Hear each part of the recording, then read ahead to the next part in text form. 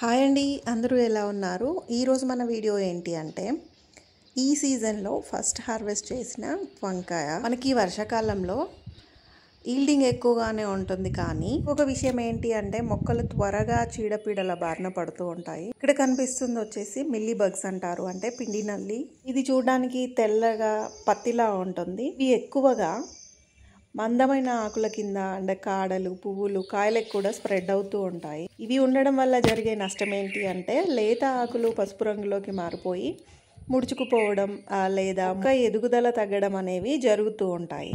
ఇంకా పూత రాలడము లేదా పిందెలుగా ఉన్న కాయలు కూడా రాలిపోతూ ఉంటాయి. ఇవి చీమలు కనిపిస్తున్నాయి కదా, వాటి ద్వారా కూడా మొక్కకి మొత్తం స్ప్రెడ్ అయ్యి మొక్క పాడయ్యే అవకాశాలు ఉంటాయి. కాబట్టి వీటిని నివారించడానికి మన వంటగదిలో లభించే వెల్లుల్లితో చెక్ పెట్టొచ్చు. అదెలా అంటారా?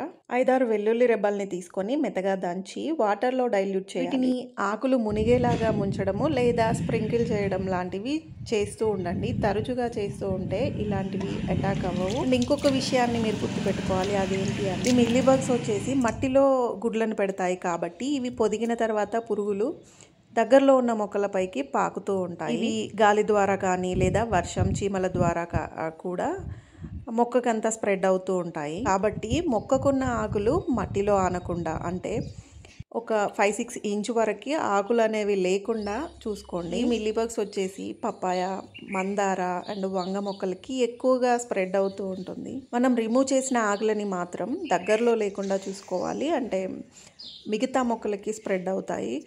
వీటిని మాత్రం పొరపాటున కూడా కంపోస్టింగ్లో అస్సలు వేయకండి, ఎందుకంటే మనం ఎన్నిసార్లు ఆ మట్టిని యూజ్ చేసినా కూడా ఇదే ప్రాబ్లం వస్తుంది మొక్కలకి. కాబట్టి దాన్ని వీలైనంత వరకు దూరంగా పడేసేయండి. వేడి ఉష్ణోగ్రతలో ఉన్నప్పుడు, వేడి వాతావరణం ఉన్నప్పుడు వీటి లైఫ్ సైకిల్ అనేది స్టార్ట్ అవుతుంది. వెల్లుల్లి అవైలబుల్ లేదు అనుకుంటే నీమ్ ఆయిల్ ఉన్న స్ప్రే చేసేయండి, లేదా పసుపు కూడా వాటర్లో డైల్యూట్ చేసి స్ప్రే చేసినా సరిపోతుంది. కానీ పొరపాటున కూడా ఫర్టిలైజర్స్ అవి మొక్కలకి అస్సలు ఇవ్వకండి.